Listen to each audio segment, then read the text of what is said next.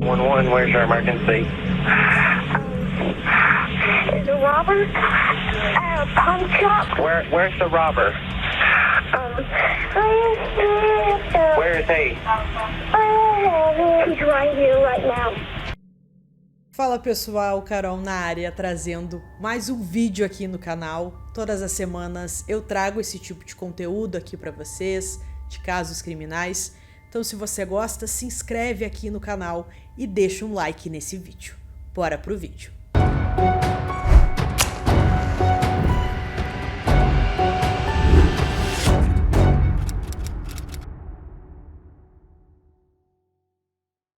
Às 9h17 da manhã de 20 de setembro de 2013, um atendente de emergência em Danville, Kentucky, atendeu uma ligação de um menino de 9 anos aterrorizado, que sussurrava de dentro da loja de penhores de seus pais. Seu nome era Andrew Hawksmith, e ele estava escondido no escritório dos fundos com sua irmã de apenas 1 ano, Naomi, enquanto um assassino ainda estava em algum lugar dentro da loja. A atendente podia ouvir Naomi chorando ao fundo, enquanto Andrew tentava ao máximo não fazer barulho e implorava por ajuda. Eles estão mortos no chão, disse o menino de 9 anos com calma, ao ser questionado sobre os pais. Venham rápido, porque estou com medo. Por favor, se apressem. Onde está o ladrão? Onde ele está agora? Venha aqui depressa, pois estou com muito medo. Por favor, depressa, disse ele. Ok, eles estão indo, disse a atendente tentando acalmar a criança. 911, where's your emergency? Is a robber at a pawn shop. Where's the robber? Where is he? He's right here right now. A polícia chegou em apenas 6 minutos. Ao chegarem, a porta da frente estava trancada, então os policiais tiveram que quebrar o vidro para entrar. O que eles encontraram os assombraria para sempre. 3 corpos caídos no chão, em uma poça de sangue. Antes de todo aquele horror acontecer, a família Hawksmith tinha o que as pessoas ao seu redor descreviam como uma família feliz. Michael e Angela Hawksmith, conhecida pela maioria como Andy, eram casados desde dezembro de 2000. Tinham 2 filhos, Andrew e Naomi. Eram muito ativos na igreja e Michael trabalhava como pastor de jovens em meio período. Para ajudar a família financeiramente, Michael trabalhava em uma loja de penhores chamada ABC Gold Games and More, negócio do qual acabou se tornando sócio com Steve D. A família era tão unida que Michael e Andy até educavam Andrew em casa, ali mesmo na loja. Para o pequeno Andrew, a loja de penhores não era apenas o lugar onde seus pais trabalhavam, era parte de sua infância. A loja de penhores era praticamente a minha casa, era praticamente um parque de diversões. Eu adorava. O homem que apresentou aquela loja de penhores foi Kenneth Allen Cage, conhecido pela maioria como Ellen.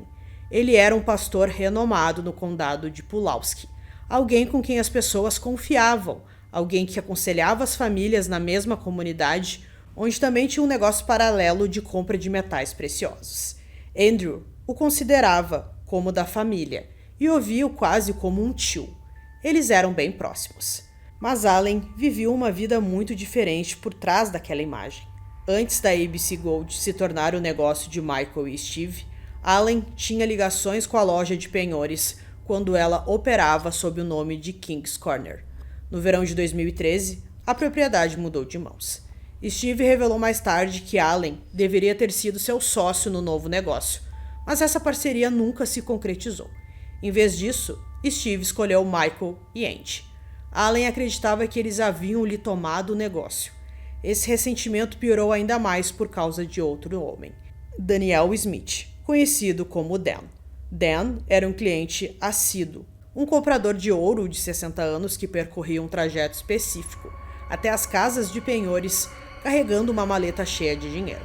Michael e Andy começaram a fazer negócios com Dan, em vez de Ellen, porque Dan lhes oferecia melhores condições financeiras. Mas Ellen levou isso para o lado pessoal. Ele acreditava que eles haviam lhe tirado dinheiro negócios e prestígio. Na manhã de 20 de setembro, Dan chegou à loja por volta das 9 horas para tratar de negócios com Michael, como de costume. Michael, Andy, Andrew e Naomi já estavam lá como fazia parte da rotina deles. Pouco depois, um homem entrou vestindo uma jaqueta camuflada e uma barba falsa. Mesmo criança, Andrew percebeu imediatamente que algo estava errado. Ele se lembra de ter pensado que o homem parecia estranho. Então o homem sacou uma arma e disse: "Deite-se no chão." O criminoso estava preparado. Ele usou um silenciador improvisado em uma arma de calibre 22. Então, quando começou a atirar, Andrew disse que achou que os ruídos soavam como dardos em vez de tiros e não chamaram a atenção. Ele disparou 8 vezes. Andrew viu seu pai implorar para que ele parasse. Ele se lembrou das últimas palavras de Michael. Meu pai disse algo como: "Por favor, pare." Naqueles momentos finais, Andy concentrou-se em seus filhos. Minha mãe me disse para ir para os fundos com a minha irmã. Ela precisava a todo custo salvar seus filhos. Andrew agarrou Naomi e a levou para o escritório dos fundos, tentando mantê-la em silêncio enquanto se escondiam. Enquanto estavam sentados ali, aterrorizados, ele ouviu mais 4 tiros. Então tudo ficou em silêncio. Foi então que Andrew ligou para a emergência. Quando os policiais chegaram, não faziam ideia se estavam entrando em uma situação com um atirador ativo. Um policial disse mais tarde: "Ao entrar, tudo o que eu consegui pensar era: será que o atirador ainda está aqui?" Outro disse: "Não importa quantas vezes você já tenha feito isso ou visto isso, nada realmente te prepara para isso." Lá dentro, encontraram Michael, Andy e Dan, mortos, cada um com vários tiros. Mas algo na cena não fazia sentido imediato. O caixa não havia sido tocado, com mais de $1.000 ainda dentro. As carteiras deles também estavam lá. Se aquilo foi um assalto, por que um ladrão sairia do local sem levar nada? Então eles descobriram uma coisa.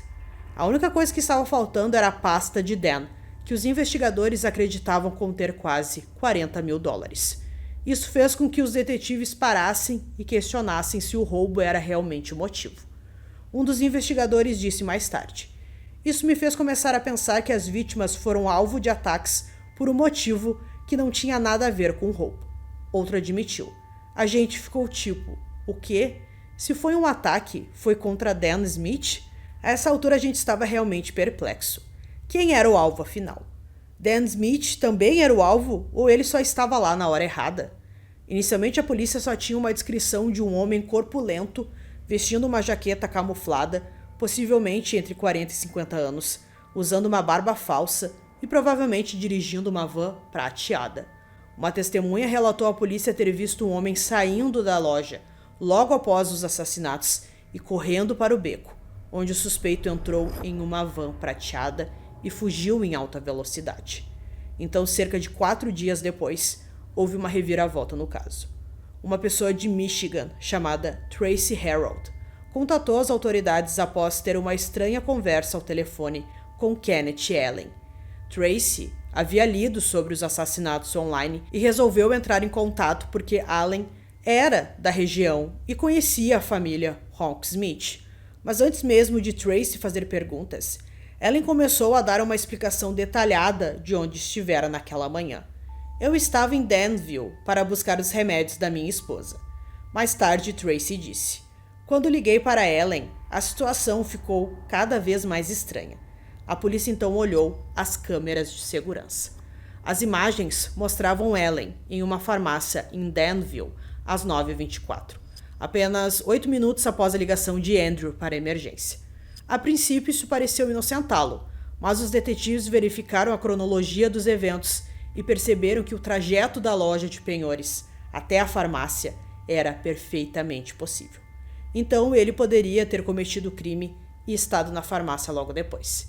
Ellen também tentou usar uma consulta em um hospital de veteranos como parte de seu álibi, mas os investigadores logo descobriram que ele nunca havia tido uma consulta lá e que havia saído de sua loja muito mais cedo do que alegara inicialmente.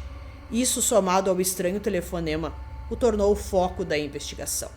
Agora eles tinham o principal suspeito do caso.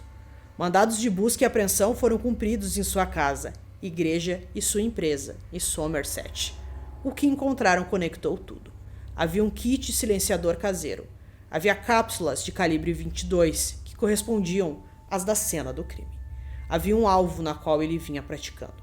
Os investigadores encontraram mapas mostrando a rota exata que sua van prateada havia percorrido, coincidindo com as imagens das câmeras de segurança. Encontraram um crachá de identificação falso com sua foto, com um nome diferente. Seu histórico de buscas no computador incluía barbas falsas, verificação de antecedentes das vítimas e como enterrar dinheiro com coordenadas de GPS. Eles também descobriram a vida dupla que ele levava. Pelo menos 3 grupos diferentes de pessoas o conheciam por nomes diferentes. Algumas pessoas que o conheciam há anos nem sabiam que ele era pastor, e outras não sabiam que ele era casado. Em seguida vieram as suas próprias palavras. Quando Tracy perguntou se talvez Mike e Andy estivessem simplesmente no lugar errado e na hora errada, Ellen disse: não, os Hawkinsmiths não eram boas pessoas, eram pessoas más, tiveram o que mereciam, me custaram muito dinheiro. Ao mesmo tempo, publicamente, ele fingia estar de luto. Nas redes sociais, após os assassinatos, ele publicou: não consigo dormir nada. Estou em choque com a perda de 3 pessoas maravilhosas. Eu também conheci o terceiro homem. Ele era um cliente e um bom amigo. Em 9 de outubro de 2013, Ellen foi preso em sua empresa em Somerset. Ele foi acusado de 3 homicídios, além de roubo e furto qualificado. Para a comunidade finalmente ter um nome, trouxe algum alívio. Brett Benton, um morador, disse: ele ainda não foi a julgamento nem nada do tipo, mas só de ter um nome já é um alívio, disse ele em uma entrevista na época. Mesmo após a prisão, o caso não avançou rapidamente. Ellen inicialmente se declarou inocente, e como os promotores buscavam a pena de morte, todos sabiam que seria um julgamento importante.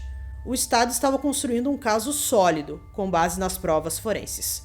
Os cartuchos de calibre 22, o silenciador improvisado, os mapas, as buscas pela barba falsa, o trajeto de sua van prateada e as evidências digitais que demonstravam planejamento e premeditação. Eles também tinham suas próprias palavras, incluindo o que ele disse a Tracy e o que admitiu posteriormente em particular. O processo legal sofreu atrasos, especialmente em 2014, quando o primeiro advogado de Ellen faleceu. Isso atrasou ainda mais as coisas, deixando a família de Michael e Andy, principalmente Andrew e Naomi, esperando por anos, enquanto o caso se arrastava. Naquele mesmo ano, Andrew começou a encontrar sua própria maneira de processar tudo. Em setembro de 2014, ele publicou um livro chamado Meu Herói. Ele mesmo escreveu e ilustrou, usando desenhos para lidar com o trauma daquele dia e a perda de seus pais. Um dos desenhos mostrava uma figura humana chorando, representando o momento em que ele olhou para fora do escritório e viu seus pais caídos no chão. O livro começa com as seguintes palavras: era uma vez um garoto e sua família. Isso é só o começo. Ele também organizou e apresentou uma vigília em homenagem a seus pais, com o objetivo de unir a comunidade. Quando ele falava sobre seu pai, ele dizia: meu pai fazia tudo parecer tão fácil. Ele era realmente uma pessoa incrível. Com o passar dos anos, Ellen acabou admitindo a verdade, mas não publicamente a princípio. Ele confessou os assassinatos à esposa e ao advogado. Diante da realidade das evidências contra ele e da possibilidade de uma sentença de morte, ele mudou de ideia. Os promotores também queriam poupar a família, especialmente Andrew e Naomi, de ter que passar por um longo julgamento por homicídio qualificado e reviver tudo no tribunal. Então eles ofereceram a Ellen um acordo. Se ele se declarasse culpado, a pena de morte seria descartada. E ele aceitou.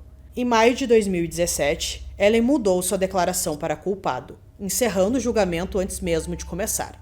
Então, em 26 de maio, que por acaso era o aniversário de 13 anos de Andrew, ele foi condenado à prisão perpétua, sem possibilidade de liberdade condicional pelos 3 assassinatos. Além disso, ele recebeu 2 sentenças adicionais de 20 anos por roubo e furto qualificado. Ellen foi enviado para o complexo correcional em West Liberty, em Kentucky, onde permanece até hoje cumprindo essas penas. Para Andrew, nada disso mudou o que ele havia vivido. Ele viu seus pais morrerem e teve que crescer carregando essa lembrança, enquanto também protegia Naomi. Sua avó, Bárbara, disse o que muitas pessoas estavam pensando. O que eles tinham feito de tão ruim para merecerem morrer? Eu não conseguia entender por que alguém em sã consciência desejaria machucar qualquer um deles. Agora adulto e noivo desde 2021, Andrew falou sobre encontrar conforto no fato de que ele e Naomi carregam consigo as características de seus pais. As pessoas sempre lhe dizem que ele se parece muito com Michael. Já me disseram, você é a cópia exata de seu pai. Naomi, ela é a cara da minha mãe. Meus pais sempre viverão dentro de nós. Imaginar que um menino de apenas 9 anos teve forças ali o suficiente para ligar para a emergência e contar tudo o que tinha acontecido depois de ter visto os seus pais serem assassinados e ainda ele precisava cuidar de sua irmã que tinha apenas 1 ano. Esse menino realmente foi muito forte e a gente fica muito feliz porque ele conseguiu superar todo esse trauma e hoje consegue ter uma boa vida. Então eu espero que vocês tenham gostado desse vídeo. Esse foi mais um vídeo aqui no canal. Durmam bem e até o próximo.